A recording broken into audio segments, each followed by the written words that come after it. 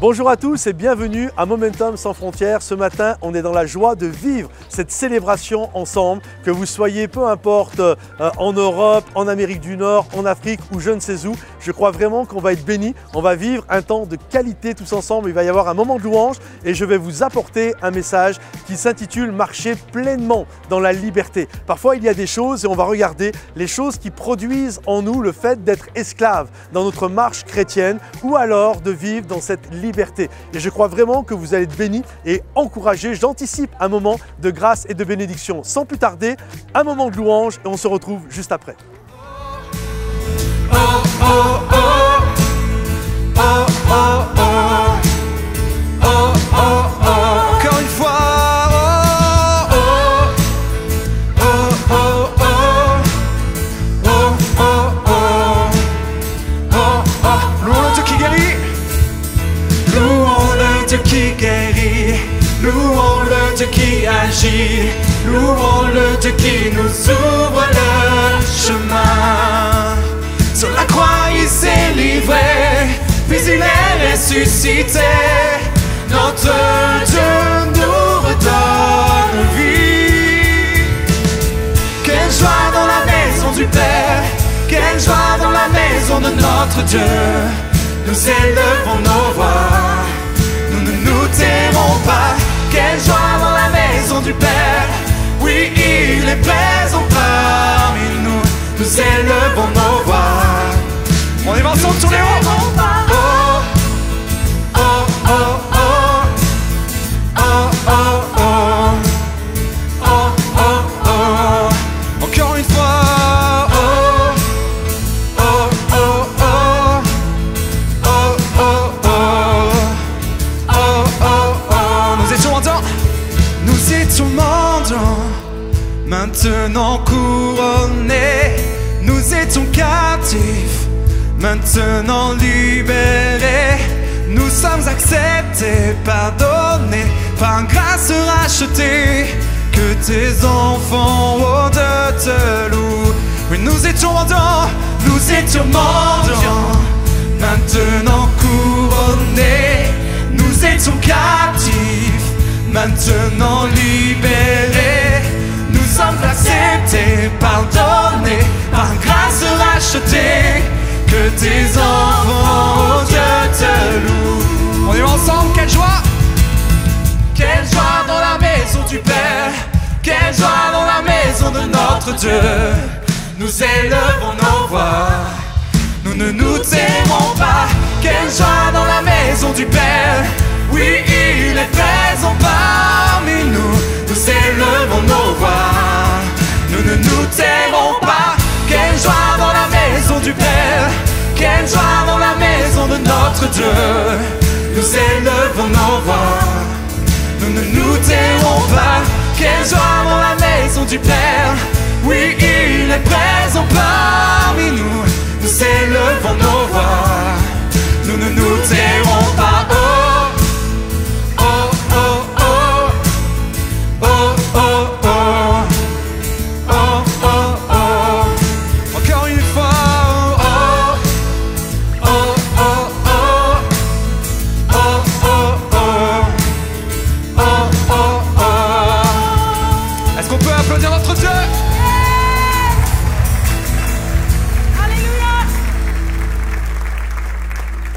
Continuons à le célébrer ce matin. Nous allons dire que Dieu est admirable, il est véritable et que nous louons le nom du Seigneur Jésus ce matin ensemble. Amen. Est-ce que vous êtes d'accord de le louer avec nous ce matin? Yes.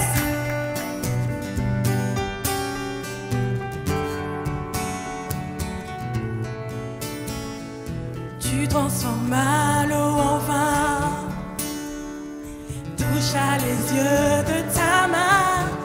N'est comme toi, comme toi.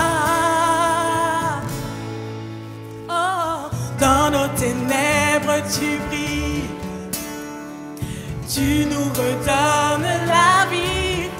N'est comme toi,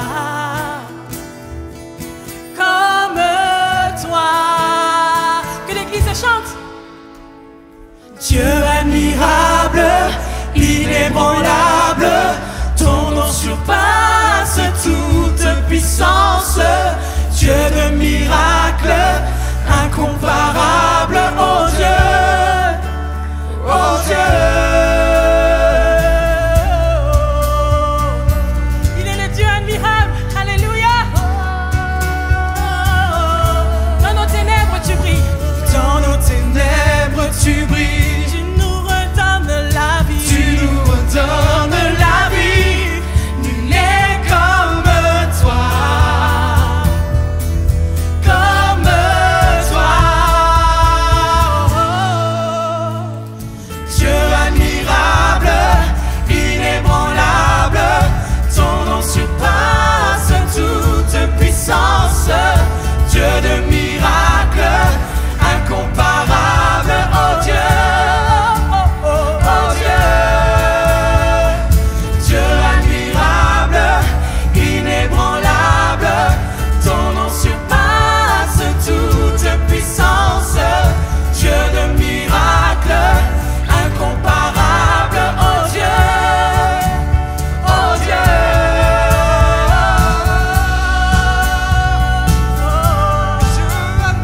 Il est véritable.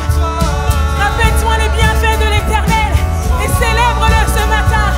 Wouh! Si notre Dieu est pour nous, Si notre Dieu est pour nous, qui pourra nous arrêter? Et si Dieu est avec nous, qui sera contre nous? Si notre Dieu est pour nous, qui pourra nous arrêter? Et si Dieu est avec nous, qui sera contre nous? personne, personne Qui sera contre nous? Qui sera? Dieu admirable, inébranlable, ton nom surpasse toute puissance. Dieu de miracles, incomparable, oh Dieu, oh Dieu. Dieu admirable, inébranlable, ton nom surpasse toute puissance.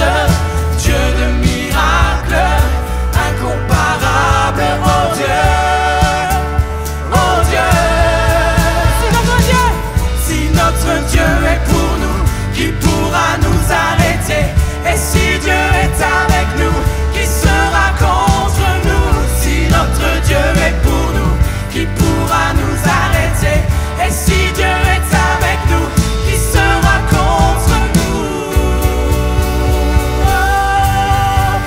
qui sera Qui sera contre nous?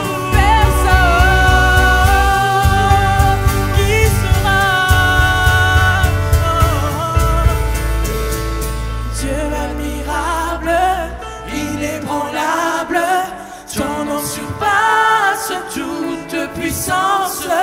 Dieu de miracles, incomparable, oh Dieu, oh Dieu, Dieu admirable. Laissez-moi vous entendre. toute puissance. Dieu de miracles, incomparable, oh Dieu, oh Dieu. Est-ce que partout dans ce lieu, des cœurs peuvent s'élever pour adorer le nom de Dieu, le nom de Jésus? Il est incomparable, admirable, c'est le Dieu de miracles. Nous t'adorons, Seigneur. Nous t'adorons, Seigneur. Tu es le Dieu admirable, inébranlable. Qui est comme toi?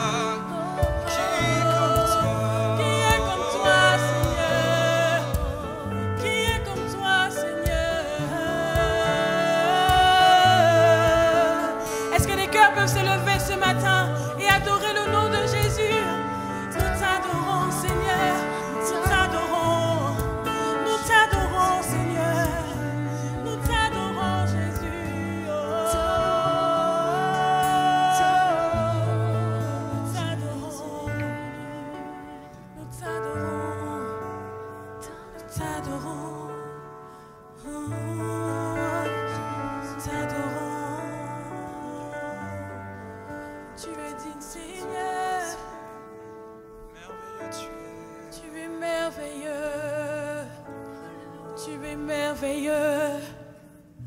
Ce matin, j'aimerais vraiment que nous puissions dire qui est Dieu pour nous. Il est merveilleux. Il est incomparable. C'est lui qui nous soutient. C'est lui qui nous conduit. Et c'est par sa grâce que nous sommes là ce matin. Si tu le réalises encore de tout ton cœur, chante Jésus, tu es merveilleux. Alléluia. Nous allons chanter ensemble.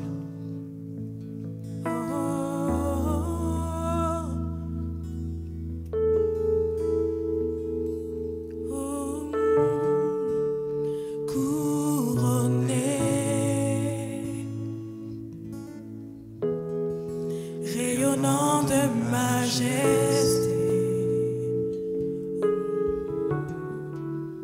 tout l'univers proclame ta grandeur. Glorifié, glorifié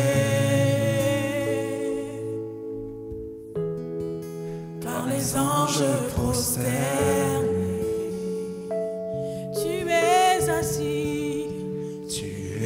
Assis à la droite du Père.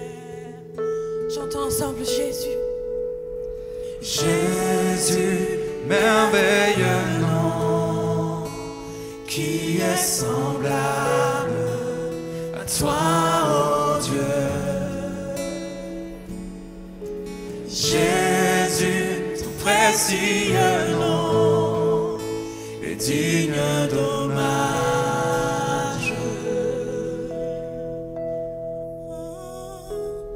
Captivé, captivé par l'éclat de ta beauté. nos voix s'élèvent, Nos voix s'élèvent pour te rendre gloire.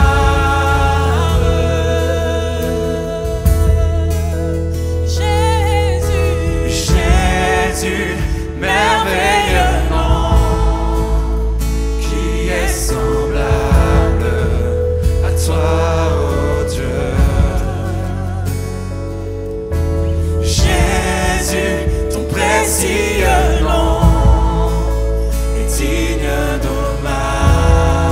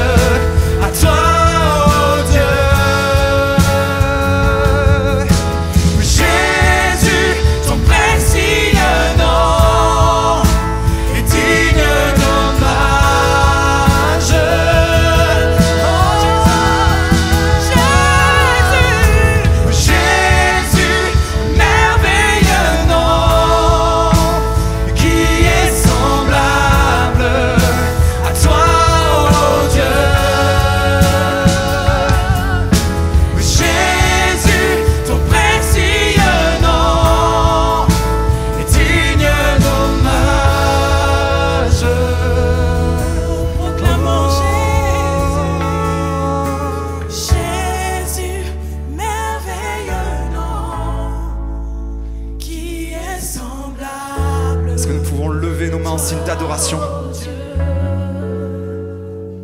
Oh Seigneur. Jésus, ton précieux nom est digne d'hommage. On va reprendre une dernière fois. Réalisons ces paroles. Précieux nom.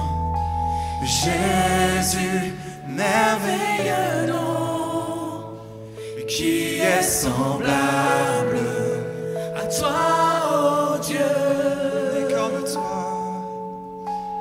Jésus, ton précieux nom est digne d'hommage.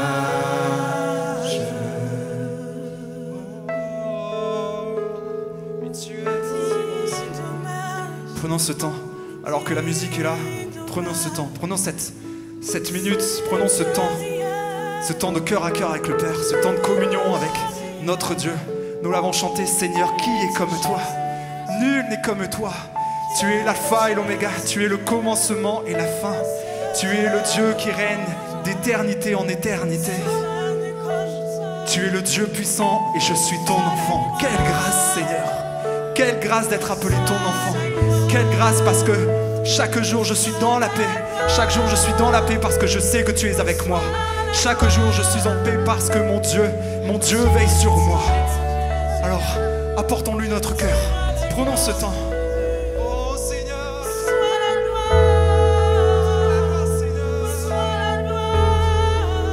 Oui, tu es merveilleux. Tu es merveilleux. Tu es merveilleux.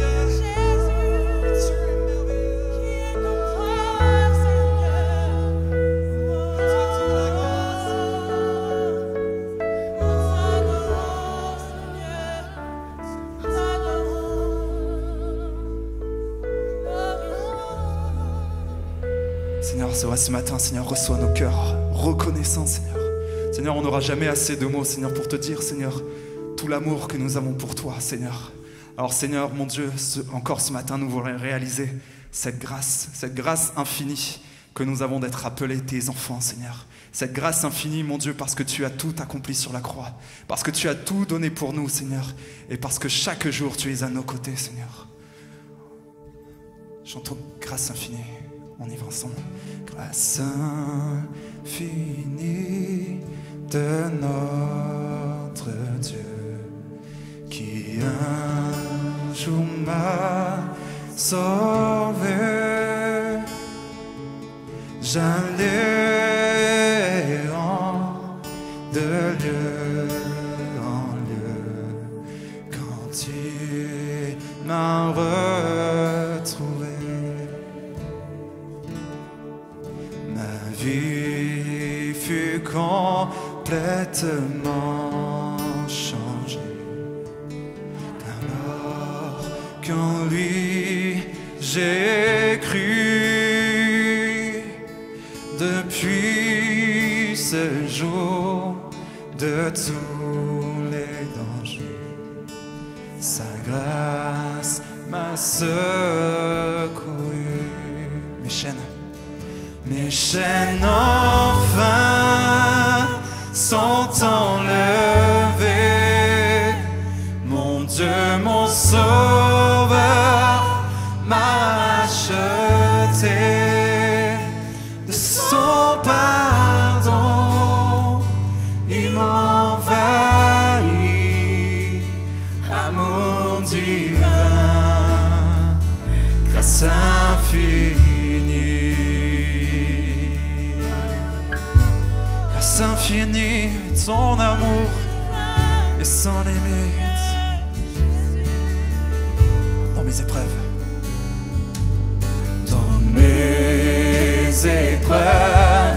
et mes labeurs, toujours suffit ta grâce. Je peux compter sur ta faveur à chaque instant qui passe. Mes chaînes enfin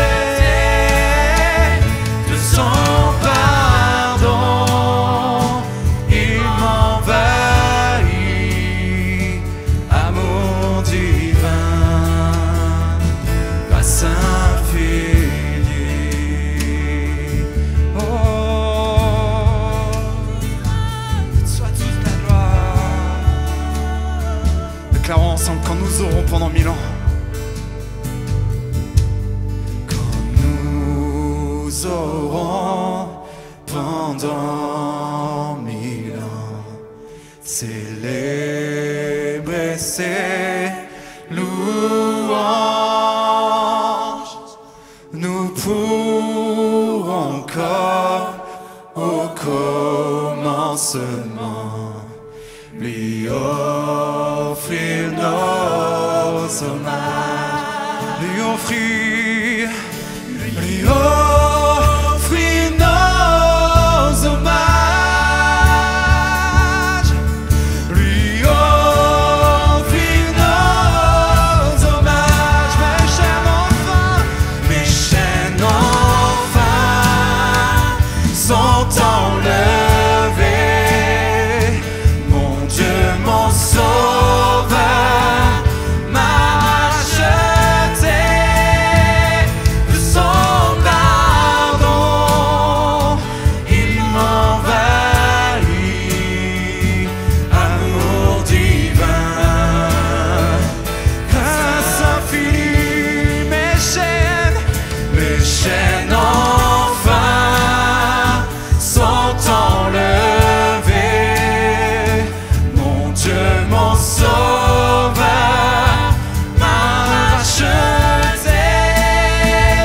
de son pardon. Il m'envahit, amour divin, grâce infinie. Oh, de tout mon être, alors s'élève un chant. Dieu tout-puissant,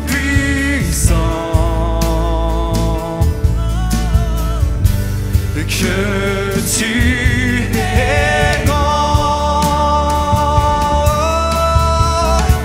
De tout mon être, alors s'élève un chant.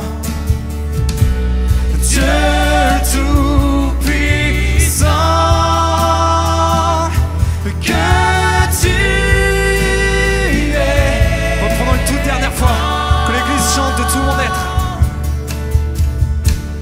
De tout mon être, alors s'élève un chant. Dieu tout-puissant, que tu es grand. De tout mon être, de tout mon être, alors s'élève un chant. Dieu tout-puissant, que tu es grand. Alléluia. Est-ce qu'on peut pousser un cri de joie, s'il vous plaît?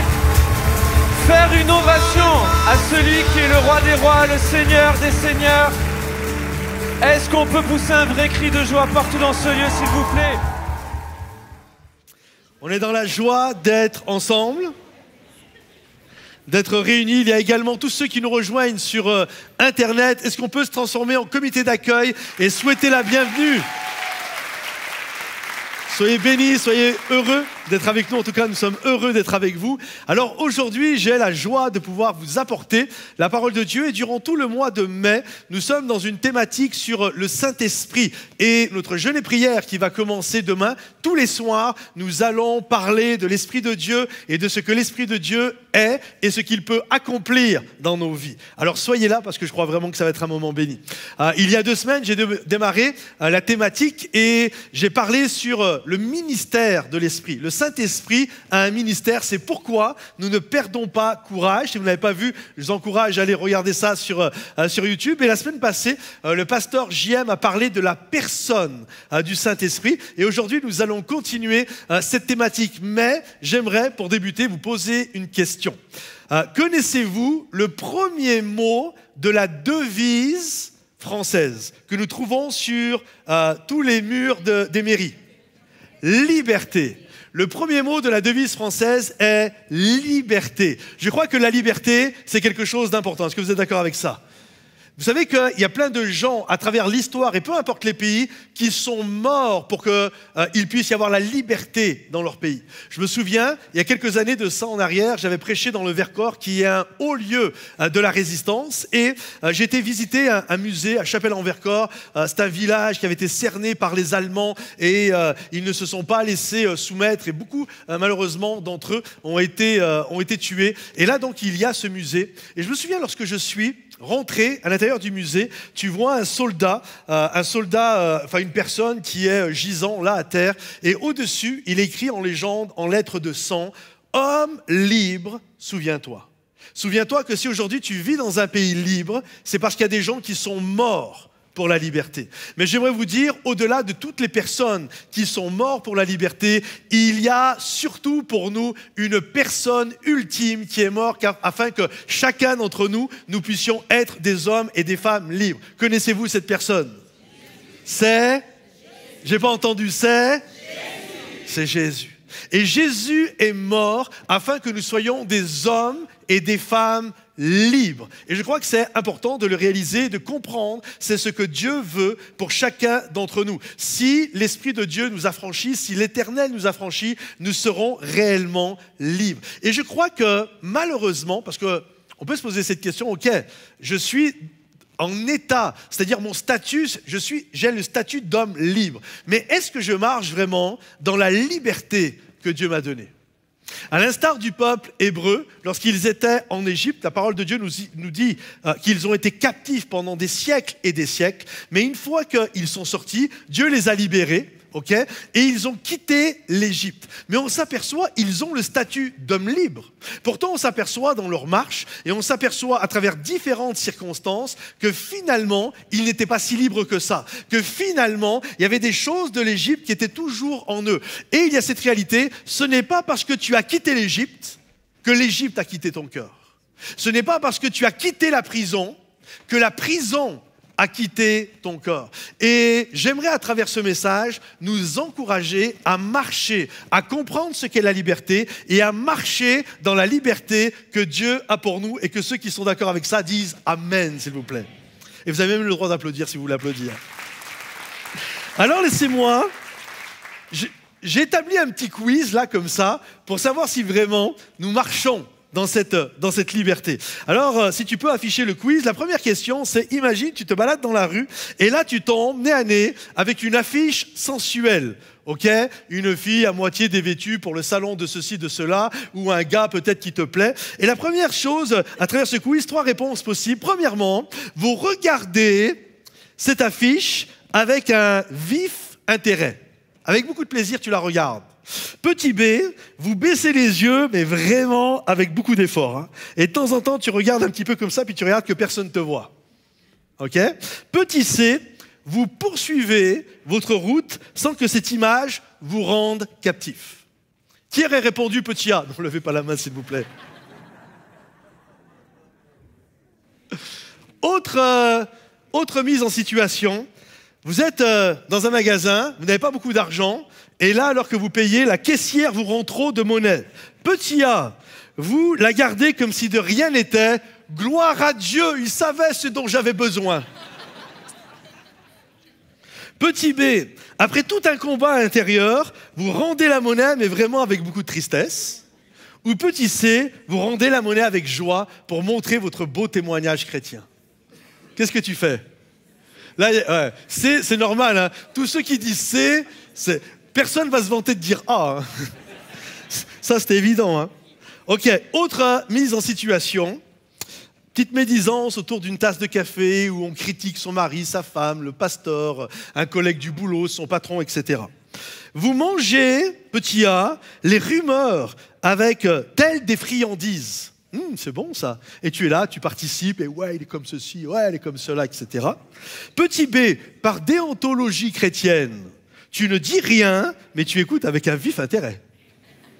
Ah non, moi j'ai rien dit, hein. Mais qu'est-ce que j'ai aimé être là? Petit c, vous élevez le niveau de la discussion en la centrant sur Christ. Petit a, petit b, petit c. Aujourd'hui, on va regarder un message que j'ai intitulé « Vivre pleinement dans la liberté ». Je crois que le Seigneur nous appelle à être des hommes et des femmes libres, pas uniquement dans le statut d'homme libre ou de femme libre, mais en étant réellement libres. Et on va regarder une lettre que Paul a écrite à l'église de Galate et aux Galatiens. En fait, Paul est celui qui a fondé les églises en Galatie. Il a fait un voyage missionnaire là-bas et il a fondé quelques églises. Et puis, alors qu'il a fondé ces églises, l'apôtre Paul, une de ses techniques d'évangélisation, c'est qu'il allait dans les synagogues. Il demandait de prendre la parole, et là, il montrait des passages que nous trouvons dans l'Ancien Testament, que nous trouvons dans la loi, et puis il leur montrait comment cette loi avait été finalement accomplie. Jésus lui-même a fait ça dans son premier message, hein, « L'Esprit du Seigneur est sur moi », etc. Et Paul faisait souvent ça. Et donc, il amenait les gens à sortir de la loi, et il leur présentait la grâce en Jésus. Il leur présentait la liberté en Jésus. Et là, il a fondé plusieurs églises comme ça. Et puis, au bout de quelques temps, alors qu'il n'était pas là, lui, il continuait ses différents voyages missionnaires, il y a des hommes qui sont arrivés, des religieux qu'on appelait des judaïsants. Et ils ont pris ces hommes et ces femmes qui vivaient dans la grâce de la Nouvelle Alliance, qui vivaient dans cette grâce en Jésus, pour les ramener de nouveau dans la loi, pour les ramener de nouveau dans le mérite, pour les ramener à ce moment-là. Et c'était vraiment quelque chose pour l'apôtre Paul de terrible. Lui, il les affranchissait, parce que Christ est venu pour nous affranchir, donc il avait un message d'émancipation, de libération, et des gens religieux venaient, et il les ramenait de nouveau dans le mérite et dans la loi, en leur disant qu'ils devaient se faire circoncire, en leur disant qu'ils devaient respecter telle loi, ceci, cela, etc. Et pour l'apôtre Paul, c'était terrible. Et ces gens étaient présents et exerçaient une pression sur les églises de Galatie, à tel point que l'apôtre Pierre, pourtant l'apôtre Pierre, il avait quand même tout un caractère, l'apôtre Pierre. Quand il s'est retrouvé avec ces gens-là, la Bible nous dit que Pierre lui-même a été entraîné. Alors que Pierre, habituellement, quand eux, ils n'étaient pas là, vous savez, dans la loi juive, ça, tu as le droit de manger, ça, tu n'as pas le droit de manger. Il y a plein de choses comme ça. L'apôtre Pierre était là. Lui, il mangeait de bon cœur avec tout le monde. Et dès que ces gens sont arrivés, même Pierre s'est senti intimidé. Et il a commencé à imiter ces gens, à se comporter comme ces gens-là, à tel point que par la suite, même quand le compagnon d'œuvre de l'apôtre Paul, qui s'appelle Barnabas, est arrivé, en fait, il a été entraîné par Pierre et entraîné par toute cette hypocrisie à imiter ces gens qui étaient religieux. Et quand Paul va voir ça, il va se mettre profondément en colère et devant tout le monde. Je ne sais pas si vous imaginez, mais j'aimerais bien voir le DVD quand on sera au ciel. L'apôtre Paul a repris Pierre. L'apôtre Pierre, c'est quand même deux géants de la foi, on est d'accord avec ça. Et là, il y a eu un clash entre eux. Paul a repris sévèrement Pierre en disant « c'est pas normal ce que tu fais, tu ramènes les gens dans la loi, donc par conséquent, tu les amènes à être des hypocrites. » Et ça, c'est quelque chose de terrible. Et j'ai remarqué, parce qu'on pourrait dire quand même que ce qui est religieux, pourquoi ce qui est religieux finalement m'amène dans l'hypocrisie et m'amène à faire des choses qui sont mal. La réalité est la suivante, c'est que nous sommes tous perfectibles. Je prêchais il y a 2 semaines de ça en arrière, nous sommes des vases de terre. Nous sommes des vases d'argile. On n'est pas des vases de porcelaine de Limoges. Non, non. Tu es un vase de terre. Donc, tu es perfectible. Donc, si tu commences à faire celui que tu n'es pas, à un moment donné, ça va te rattraper. Et pour faire croire aux gens que tu es celui que tu n'es pas en réalité, tu vas te mettre à devenir un hypocrite. Et Paul avait compris toute l'hypocrisie qu'il y avait de faire celui qui méritait quelque chose. Je me souviens, il y a des années de ça en arrière, j'avais un ami et il se considérait comme un puritain. Moi, j'étais vraiment très jeune chrétien et il m'impressionnait. Il me parlait qu'il se réveillait à l'aube, ses temps de prière, il me partageait tout ça. Et puis moi, vraiment, et puis surtout, t'as envie toi aussi de plaire à Dieu. Et quand j'écoutais ce gars, j'étais là et Et le problème, c'est que ça manquait de grâce, la manière dont il le disait. Tu vois, tu avais l'impression que si tu ne faisais pas tout ce qu'il disait, toi, tu étais un mauvais chrétien. Et ça me mettait une pression à tel point que moi, je me suis mis aussi à faire comme lui. Et des moments, je voyais que finalement, j'avais raté un peu le truc, mais je faisais comme si. Tu vois? Ouais, moi aussi, je me suis levé ce matin. Et je laissais sous-entendre qu'avant même que le soleil se lève, moi déjà, j'étais en train de prier. Ce n'était pas vrai du tout. Mais vous voyez, je commençais à jouer de ça, à essayer de faire. Et quand on est comme ça, finalement, on se met une carapace et on commence à être même très jugeant par rapport aux autres. En disant, lui, c'est un bon chrétien, elle, c'est pas une bonne chrétienne. Et on commence à avoir ce regard-là, on commence à porter littéralement un mauvais fruit. Et regardez ce que Paul va dire à cette église, à ces Galates, qui malheureusement étaient dans un espace de liberté et que ces gens ont pris pour ramener dans le mérite et la loi. Regardez ce que l'apôtre Paul va dire. C'est pour que nous soyons vraiment libres que le Christ nous a libérés. C'est pour ça c'est pour qu'on soit vraiment libres qu'il nous a libérés. Alors tenez-vous debout dans cette liberté et ne vous remettez pas sous le joug de l'esclavage. Ma liberté n'est pas une occasion pour satisfaire mes désirs égoïstes, parce qu'en fait on disait ça, ouais mais si tu es libre tu vas faire n'importe quoi. Et Paul dit mais non, vous n'avez pas compris, c'est pas ceux qui sont libres qui font n'importe quoi, absolument pas, mais plutôt une occasion de servir par amour, de devenir des esclaves les uns des autres. Ce que je dis, c'est ceci. Marchez dans l'esprit et vous n'accomplirez pas les désirs de votre nature pécheresse, car la nature pécheresse a des désirs contraires à l'esprit et l'esprit a des désirs contraires à la nature pécheresse. Ils sont opposés, ils sont diamétralement opposés l'un à l'autre, de sorte que vous ne pouvez pas faire ce que vous voulez. En fait, nous devons comprendre ceci, c'est que c'est pour la liberté que Christ nous a affranchis. En fait, la loi nous condamnait parce que nous essayons de mériter, mais finalement on n'y arrive pas. La loi nous condamne et Jésus est arrivé, il a accompli la loi. Et c'est pour la liberté maintenant que le Christ nous a affranchis.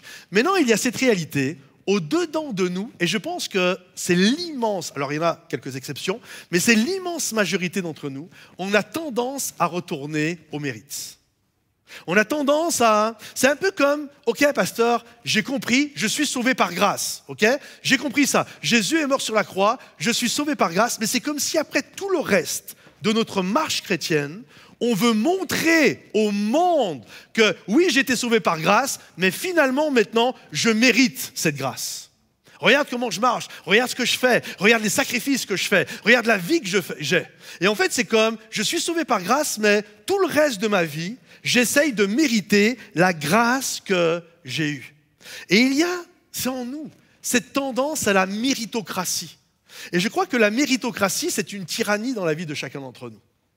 On veut montrer aux gens que l'on mérite. Il y a quelque temps en arrière, je lisais dans un livre, un article, et ça m'a vraiment interpellé. Ce sont des parents, c'est un scandale qui a pris place aux États-Unis, des parents qui sont milliardaires, qui ont des grosses boîtes, des grosses sociétés, des firmes, vraiment quelque chose d'important. Il y avait même une actrice qui était là, extrêmement connue, et ils ont donné des pots de vin pour que leurs enfants puissent rentrer dans des grandes écoles. Yale, Harvard, ces écoles-là. Et la question que l'on peut se poser, c'est, mais à quoi ça sert? Parce que le gamin de milliardaire, ok, en fait, qu'il aille à Yale, Harvard ou pas, son père, il va lui la donner, la boîte. Donc, il ne fait pas ces écoles-là pour avoir la boîte de son père. En fait, il va l'avoir d'office. Donc, pourquoi ils font ça? Et donc, le philosophe, politologue qui expliquait ces choses-là, et c'était vraiment très intéressant, il disait en fait, c'est parce qu'une fois qu'ils vont être adultes, et à l'âge de 30 ans, 35 ans, quand ils vont hériter de ce don, de cette grâce, de ce cadeau qu'ils ont eu finalement à la naissance, ils ne le méritent pas, ça leur est tombé dessus à la naissance, eh bien, ils sont tellement mal à l'aise que quand il y a des gens qui vont commencer à leur parler, oui, mais toi, ah, mais moi j'ai fait Yale. Mais moi, j'ai fait Harvard. En d'autres termes, mais je mérite, moi, la boîte de mon père. Vous comprenez? Ce n'est pas juste un cadeau, ce n'est pas juste une grâce. Regarde ce que j'ai fait. Et c'est pour ça qu'il y a des pots de vin. D'ailleurs, souvent, ces choses-là amènent à de la corruption. Et il y a cette tendance en nous, on reçoit un don, notre Père Céleste est celui qui est le plus riche de la terre, tout appartient à notre Dieu, il nous fait un don. C'est pour ça que Jacques dit, tout don parfait vient du Père des Lumières, en qui il n'y a aucune ombre de variation. Tout ce que tu as mon ami, vient de Dieu. Tout. Et regardez les Corinthiens, à un moment donné, ils se vantaient parce que dans l'église, il y avait tous les dons spirituels. Donc ils se vantaient un peu comme si c'était les meilleurs du monde. Et l'apôtre Paul leur dit, mais qu'est-ce que vous avez que vous n'avez pas reçu de Dieu? Et donc si vous l'avez reçu, pourquoi vous vous vantez comme si ça venait de vous? Et l'être humain, on a tendance à dire, ok, je suis béni. Ah, ok, j'ai ceci, j'ai cela. Mais j'aimerais te dire, c'est parce que je le mérite. Et tous, on est comme ça. La dernière fois, j'écoutais, et peu importe le ballon d'or, ils disent quasiment tous la même chose. Je mérite. J'ai travaillé dur pour en arriver là. On a l'impression qu'il n'y a qu'eux qui ont bossé, que celui qui a eu le ballon d'or. J'aimerais vous dire, tous ont travaillé fort. C'est tombé sur lui, c'est génial. Mais tout le monde a travaillé fort. Est-ce que vous comprenez? Et tous ceux qui ont des grandes récompenses comme ça, tout le monde.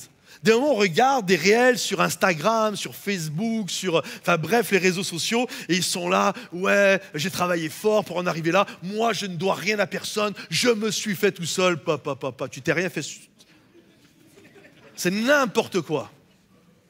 Tu as eu des parents, tu as eu des gens qui t'ont donné une éducation, tu es né dans un pays qui t'a permis de faire ça, tu es tombé sur des bénévoles quand tu étais enfant qui se sont investis gratuitement en toi, et tu t'es retrouvé, et oui, tu as travaillé, mais il n'y a pas que toi qui as travaillé.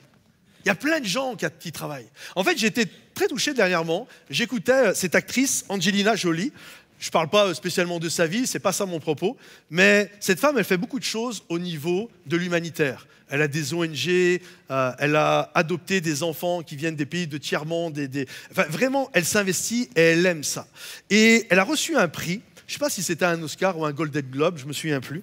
Mais quand elle a eu ça, elle a fait un discours qui dénote diamétralement de tout ce qu'on attend habituellement. Elle va prendre ça, tout le monde est en train de l'applaudir, tout le monde faisait des photos, ça crépitait dans tous les sens. Et elle dit, pour moi, c'est un véritable mystère. Pourquoi moi et pourquoi pas cette femme dans ce pays du tiers-monde qui est 10 fois plus valeureuse que moi? Pourquoi ça tombe sur moi? Pourquoi ce n'est pas moi qui suis né là-bas? Et pourquoi ce n'est pas elle qui est née ici? Et j'ai tellement trouvé ça honnête. Elle était en train de dire, c'est juste un cadeau que j'ai eu. C'est juste une grâce. Il y a plein de gens qui sont plus méritants que moi et qui n'ont pas eu ce que moi j'ai eu.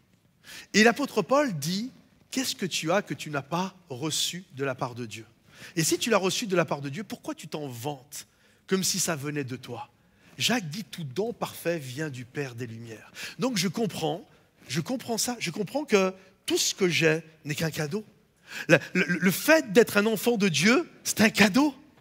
Dieu a donné son Fils tant aimé qu'il est mort sur la croix pour moi afin que j'aie la vie éternelle. Donc c'est un cadeau que j'ai reçu de la part de Dieu. Et toute ma vie, tout ce que je reçois, le fait de pouvoir me marier, le fait de pouvoir avoir des enfants, le fait de pouvoir être pasteur. Si je suis pasteur aujourd'hui et que je vous parle, j'aimerais vous dire ceci, je ne mérite pas d'être là. Si tout fonctionnait sur le mérite, je pense que je ne méritais même pas d'être baptisé. Je ne serais même pas encore baptisé. Mais si je suis là, c'est juste un cadeau de la part de Dieu. Et quand je comprends ça, alors ça m'amène à la vérité.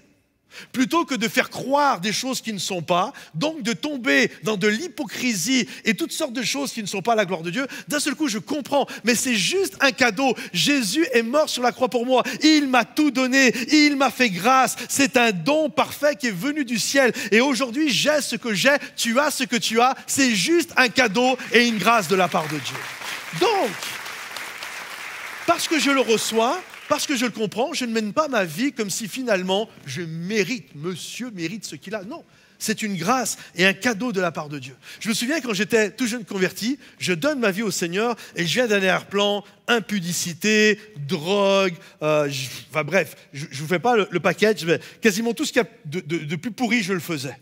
Et Dieu m'a fait grâce. Et Dieu a fait de moi un enfant de Dieu. Je me souviens, il m'a pardonné mes péchés. C'était un moment tellement extraordinaire. Je me souviens, je me suis repenti. J'étais dans une petite clairière et je tournoyais, je chantais, je dansais. Vous m'aurez pris pour un fou. Je réalisais que dans le ciel, il y avait des anges qui faisaient la fête parce qu'un pécheur venait de donner.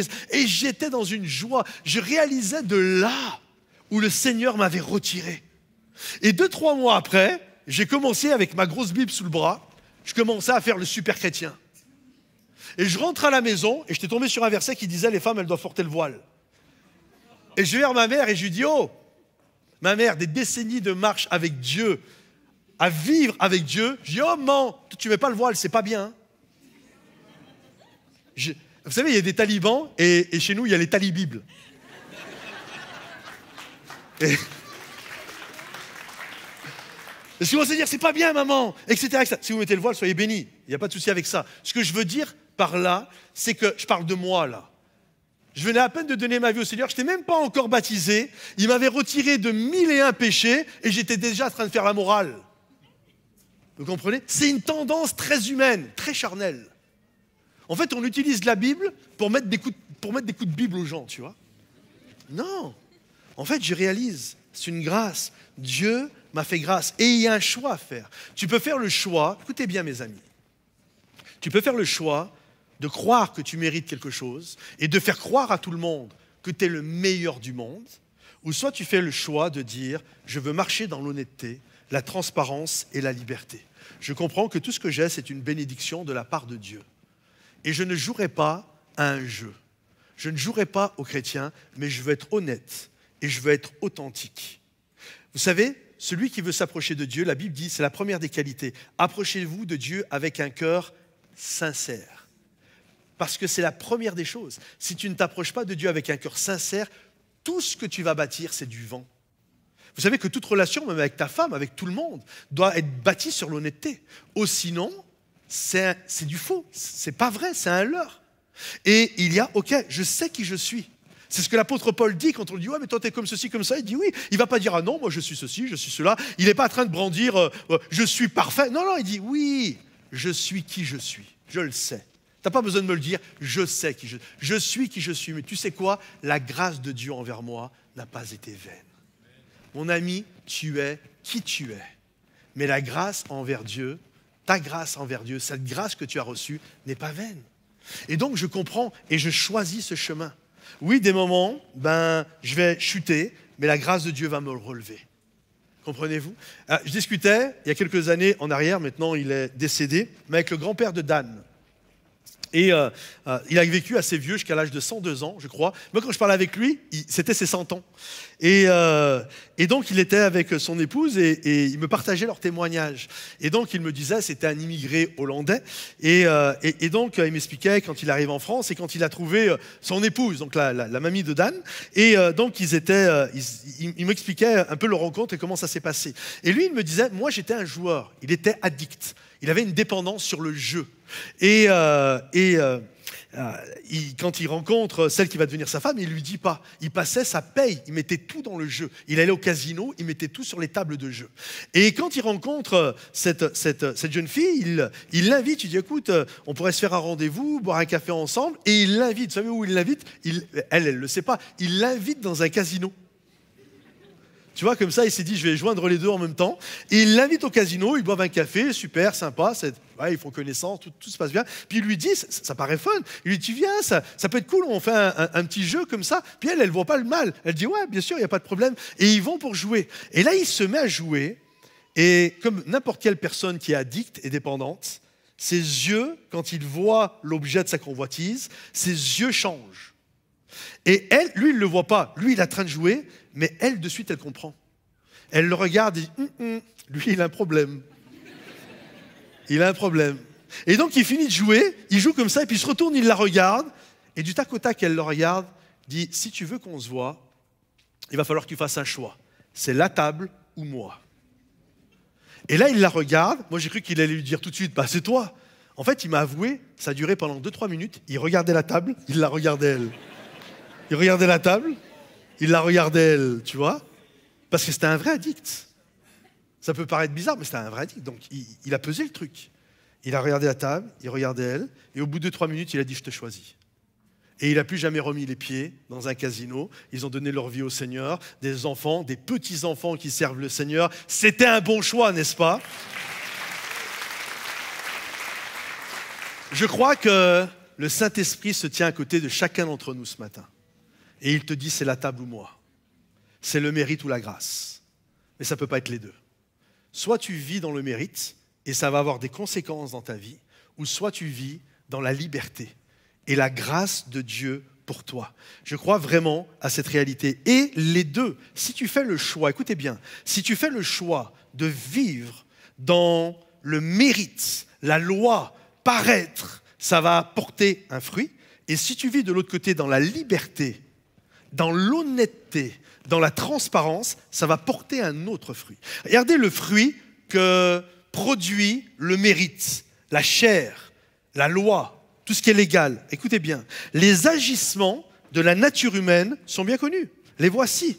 Relations sexuelles illicites, impureté, débauche, idolâtrie, sorcellerie, ça va loin, haine, querelle, là on parle de gens religieux, on ne parle pas de gens qui ne connaissent pas Dieu, jalousie, accès de colère, rivalité, dissension, division, envie, beuverie, orgie et toute autre chose semblable. Je vous préviens, comme je l'ai déjà fait, ceux qui commettent de telles choses n'hériteront pas du royaume de Dieu. En fait, on voit que le mérite va avoir des conséquences.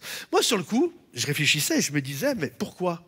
En fait, ok, j'essaye de cacher, de camoufler les choses qui ne vont pas dans ma vie, mais en quoi ça va m'amener à la sorcellerie, les divisions, les querelles, les calomnies? Mais parce qu'en fait, ça va ensemble. Parce que quand je me fais passer pour ce que je ne suis pas, à un moment donné, il va falloir que je camoufle tout ça. Et tout ça, plutôt que de grandir dans la grâce et comprendre que tout n'est que grâce, ces choses-là vont avoir littéralement une conséquence dans ma vie. Imaginez un instant, tu es un jeune homme, tu es une jeune fille, un homme, une femme, peu importe, et tu sers à l'église. Et puis toi, ton rêve, c'est qu'à un moment donné, je ne sais pas, tu deviennes le responsable de ceci, ou que tu sois embauché dans l'église. Bref, tu as un objectif, tu as un rêve, tu penses que ça vient de Dieu, et ça vient certainement de Dieu, il y a toutes ces choses qui sont là. Et donc, tu vas faire tout ce qu'il faut pour mériter cette place-là. Donc tu vas rater aucune réunion, tu vas rater aucune assemblée générale, tu vas faire tout ce qu'il faut, comme les religieux, vous savez, qui donnaient la dîme de tout, la menthe, le cumin, bref, tu les voyais, ils jeûnaient, ils rataient jamais un jeûne et prière, tu les entendais prier au coin des rues, bref, quand tu regardes ça, tout est génial. Le problème, c'est que tu le fais pour paraître, pour cacher des défaillances. Toutes ces choses-là sont bonnes, le jeûne et prière, les offrandes, etc. Mais quand tu le fais, il faut le comprendre que je le fais dans la grâce. Parce que quand je le fais pour me faire passer pour un bon chrétien, un bon puritain, un bon... moi je suis... Tu vois? En fait, c'est pas vrai que tu es parfait. Donc à un moment donné, tu fais des choses, mais c'est pas vrai. C'est de la poudre aux yeux. Donc imagine, tu es là, tu es dans l'église et tu fais tout ce qu'il faut et tu penses que tu mérites la place. Sauf qu'à un moment donné, un des responsables, peu importe, moi, un autre, etc., estime que, non, c'est cette personne, on a prié, le Seigneur nous a montré, et c'est cette personne qu'on prend. Et toi, tu es là dans ton cœur, tu dis, mais moi, je mérite, elle ne mérite pas. Donc, qu'est-ce qui va se passer? Il va y avoir de la jalousie, il va y avoir de l'envie, il va y avoir de la calomnie, et on va se retrouver autour d'une tasse de café, ouais, tu sais pas ce qu'ils m'ont fait, et puis elle méritait, et puis nanana, et là, on commence à critiquer, médire, casser, etc. Comprenez-vous? En fait, quand tu penses que tu mérites, il y a toujours un fruit à ça. Alors que quand tu es dans la notion de la grâce, de la pensée de la grâce, en fait, tu sais que tout don parfait vient du Père des Lumières. Tu sais que ta vie est dans le creux des mains de Dieu, que ce n'est pas des mérites, c'est tout un cadeau que Dieu te donne. Donc, tu n'envisages pas la vie. De la même manière, tu sais que ta vie est dans les mains de Dieu. Donc, tu n'es pas jaloux. Tu sais que ça appartient à Dieu, ta vie. Tu n'es pas dans ces choses-là. Et quand on est dans ces choses-là, la réalité, ça va produire la mort. Mais ce que Dieu veut, c'est qu'on puisse basculer de l'autre côté. Dieu ne veut pas que tu sois dans l'obscurité du mérite. Vous savez quoi, mes amis, écoutez bien, vous ne serez jamais assez bien. Je vous le dis, pour un religieux, vous ne serez jamais assez bien. J'avais un ami religieux, je vous l'ai dit, j'essaye, t'es jamais assez bien, t'es jamais assez chrétien. T'es jamais assez spirituel. Et t'es là, tu te bats, il y a comme une lutte, et puis tu veux essayer de cacher. Non, laisse tomber ça et va vers la lumière. Va vers l'Esprit de Dieu qui va t'affranchir. Jésus t'a affranchi et dit, Seigneur, je me connecte à toi. Viens illuminer ma vie. Je veux marcher dans l'honnêteté et la transparence. On va regarder ensemble une danse qui illustre ce combat que l'on peut avoir entre le mérite, tout ce qui est obscur et tout ce que ça entraîne avec son fruit, et la grâce et la lumière de la vérité et de la liberté. Alors, j'aimerais qu'on puisse applaudir bien fort Nathanaël, s'il vous plaît.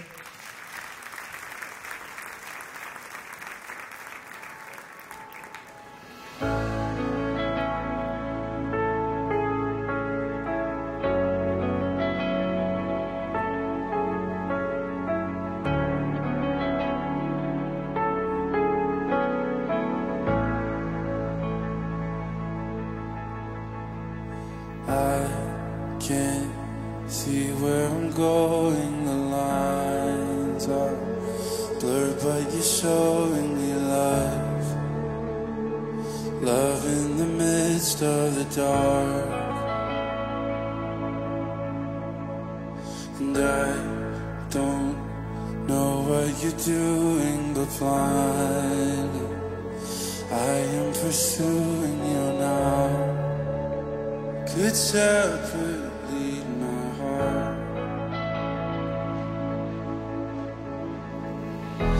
Come and do what you wanna do.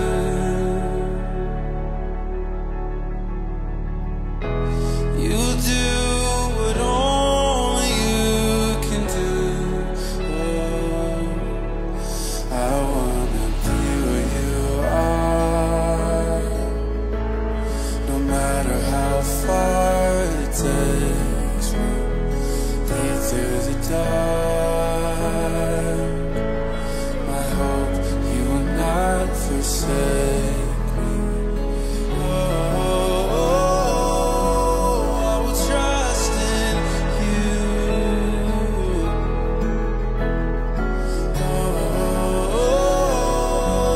I will trust in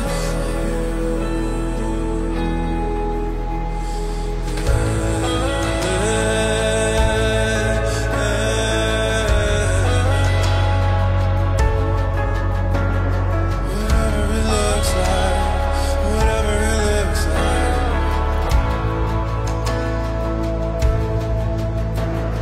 And I don't know where you're taking me, but I know that you're making me like you. The old is washed away. And when I'm tired of contending, I know you won the beginning and end. Jesus, you are here now. Come and do what you wanna do. Whatever it looks like, God, you will do what only you can do. I wanna be where you are, no matter how far it takes me. Lead through the dark. My hope you will not forsake me. I will trust in you, only you, Lord. I will trust in you. I will trust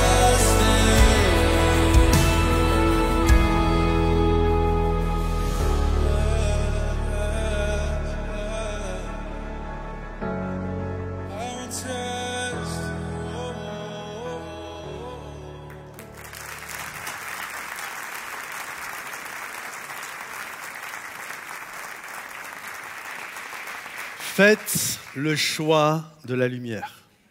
C'est clair, ça nous éclaire, ça montre nos imperfections, mais faites le choix d'être des enfants de lumière.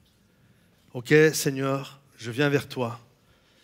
Je ne mérite pas et je me connecte à toi parce que c'est toi qui as tout payé. C'est toi qui as tout fait. Et alors que je me connecte à toi, c'est là que l'Esprit de Dieu peut faire son œuvre dans ma vie. Il y a 2 semaines, je prêchais sur le ministère du Saint-Esprit. Alors que je suis honnête, que je suis transparent, que je me tiens devant Dieu avec mes forces et mes faiblesses, avec mes échecs et mes succès, je me connecte au ministère de l'Esprit de Dieu qui est en moi et lui peut faire son œuvre et il me permet de porter du fruit pour la gloire de son nom. Toute cette semaine, on va avoir une semaine, vraiment je vous encourage d'être là, c'est les moments, c'est quasiment nos plus grands événements de l'année, soyez là tous les soirs à 20h, on va déchirer nos cœurs, on va se tenir devant Dieu, on va se connecter à l'Esprit de Dieu. Et alors qu'on va déchirer nos cœurs, l'Esprit de Dieu va faire une œuvre dans nos vies. Et quand l'Esprit de Dieu est libre de faire ce qu'il a à faire dans nos vies, quand il y a de l'honnêteté, de la sincérité dans nos vies, alors l'Esprit de Dieu nous fait porter du bon fruit pour la gloire de son nom. Ceux qui font ce choix, regardez ce qu'il est dit. Autant vivre dans le mérite amène les colères, les dissensions, les divisions, les calomnies, autant se connecter à la liberté et à la réalité et à l'honnêteté. Regardez ce qui se passe. Mais le fruit de l'esprit qui va être agissant à partir du moment où je suis honnête devant Dieu est amour, joie, paix, patience, bonté, bienveillance, foi, douceur, maîtrise de soi. Contre de telles choses, il n'y a pas de loi. Quand tu es connecté, là tu aimes en vérité. En fait, ton amour est totalement désintéressé. C'est un amour agapé, c'est un amour où tu aimes simplement, il n'y a pas de calcul. Tu es libre, parce que ton amour n'est pas calculé, ton amour est juste sincère. Il y a de la joie, et la joie ne dépend pas comme la paix des circonstances qui sont là. Non, j'ai la joie, j'ai la paix, parce que je sais, peu importe qui je suis connecté à l'Esprit de Dieu. Il y a de la foi, il y a la tempérance. Et toutes ces choses-là se manifestent uniquement quand tu marches dans cette liberté. Je suis dans l'honnêteté. J'arrête les faux-semblants. Je ne cherche plus à être ce que je ne suis pas. Ça m'amène à de la jalousie. Ça m'amène à des querelles. Ça m'amène à des disputes. Non, je suis qui je suis. Et sa grâce envers moi n'a pas été vaine. C'est tellement bon de marcher dans la grâce. Il y a quelque temps en arrière, j'étais avec un ami et je regardais devant moi, il y avait un coucher de soleil magnifique, un paysage, mes amis. C'était juste fou le paysage qu'il y avait devant moi. Un coucher de soleil, c'était juste extraordinaire. Et je dis à mon ami, regarde comme c'est beau. Les dégradés, il y avait des nuages, donc les lumières se reflétaient. Il y avait tout un dégradé, c'était juste magnifique. Et je me souviens, mon ami qui était à côté, il me dit, c'est dommage, il y a un pylône devant. Et tout ça pour vous dire ceci, c'est la différence entre la grâce et la loi. La grâce voit ce qui va, la loi voit le pylône. La loi voit toujours ce qui ne va pas. La grâce est patiente, la grâce te fait grâce, la loi te condamnera toujours. Alors tu peux être celui qui, non, moi c'est le mérite, c'est la loi, mais tu vas marcher avec plein de pylônes dans ta vie, plutôt que de profiter des couchers de soleil. J'aimerais t'appeler aujourd'hui, j'aimerais t'appeler à dire, ok, je ne suis pas le meilleur, et qu'on s'entende bien. Marcher dans la grâce, ça ne veut pas dire qu'on ne va pas travailler, mais tu ne travailles pas avec le même objectif. Ça ne veut pas dire que tu ne vas pas donner ton meilleur, tu vas donner 2 fois plus ton meilleur, mais ce n'est pas avec le même état d'esprit. Tu ne le fais pas pour impressionner les autres, tu le fais par amour pour les autres. Et c'est diamétralement opposé. C'est pour ça que le fruit de l'esprit, c'est amour, paix, joie, douceur, parce que tu le fais avec des motifs qui sont pour la gloire de Dieu. Et que ceux qui veulent marcher pleinement dans la liberté disent Amen et applaudissent bien fort le roi des rois. Est-ce qu'on peut se lever? Je vous invite à vous lever à votre place, là où vous êtes, dans ce lieu ou devant votre écran, juste prendre un instant, se lever et de dire Seigneur, je te remercie pour la grâce. Je te remercie, Seigneur mon Dieu, pour la liberté. Tu m'as affranchi de la loi du péché et désormais, je veux vivre. Là où tu as commencé à prier, je veux vivre dans cette liberté. Je ne veux pas vivre avec des apparences. Je ne veux pas vivre avec un fruit qui est mauvais, mais je veux vivre pleinement dans la liberté dans laquelle tu m'appelles, Seigneur. Je prie, mon Dieu, mon roi, garde-moi. Je veux faire cette prière de David. Regarde où je suis, Seigneur. Regarde si je suis sur le bon chemin, celui du mérite ou celui de la grâce. Et si je suis sur le bon chemin, si je suis, Seigneur mon Dieu, sur un mauvais chemin, conduis-moi, Seigneur, sur le chemin de l'éternité, sur le chemin de l'honnêteté, sur le chemin de la vérité, sur le chemin où je ne joue pas un rôle, Seigneur, mais où je suis dans la lumière, marchant à tes côtés, parce que je crois que c'est là où l'Esprit de Dieu dans ma vie va être capable de faire son œuvre en moi. Alléluia. Là où nous sommes, est-ce qu'on peut reprendre avec toute l'équipe de louanges? Est-ce qu'on peut reprendre ce chant comme une prière, comme une déclaration d'intention? Dire à l'Esprit de Dieu, souffle sur ma vie, Seigneur. Souffle sur moi, Seigneur. Et que tout ce qui est léger puisse quitter ma vie. Tous les les faux semblants puissent quitter ma vie, Seigneur mon Dieu. Comme au jour de la Pentecôte, un vent a soufflé. Je prie qu'il souffle sur nos vies et que tout ce qui est léger, tout ce qui n'est pas à ta gloire puisse s'envoler dans la puissance de ton nom, Seigneur. Alléluia. Est-ce qu'on peut reprendre avec eux? Alléluia, Seigneur Quand Jésus. je n'ai rien à offrir, tu places en moi ton trésor. Quand le feu vient me détruire, mes cendres te louent encore. Quand mon espoir disparaît, tu rafraîchis ma vision. Quand mon âme est terrassée, mes ruines chantent ton nom. Quand je n'ai rien à offrir, tu places en moi ton trésor. Quand le feu vient me détruire, mes cendres te louent encore. Oui, quand mon espoir disparaît, tu rafraîchis ma vision. Quand mon âme est terrassée, mes ruines chantent ton nom. Toi seul peux calmer les mers, me porter dans le désert. Souffle sur moi, Saint-Esprit. Toi seul peux briser mes chaînes, me délivrer de mes peines. Souffle sur moi. Reprenons ensemble, toi seul peux. Toi seul peux calmer les mers, me porter dans le désert. Souffle sur moi, Saint-Esprit. Toi seul peux briser mes chaînes, me délivrer de mes peines. Souffle. On va reprendre une dernière fois. L'église chante. Toi seul peux calmer les mers, me porter dans le désert. Souffle sur moi, Saint-Esprit. Toi seul peux briser mes chaînes, me délivrer de mes peines. Souffle sur moi, Saint-Esprit. Alléluia.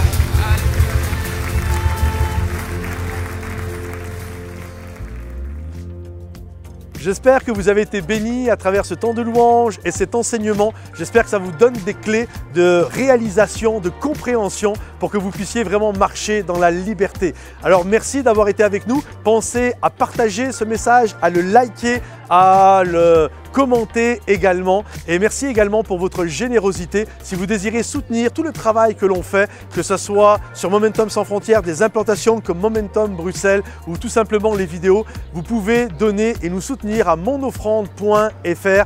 Merci pour votre générosité. Que le Seigneur vous bénisse, mes amis, et à la semaine prochaine.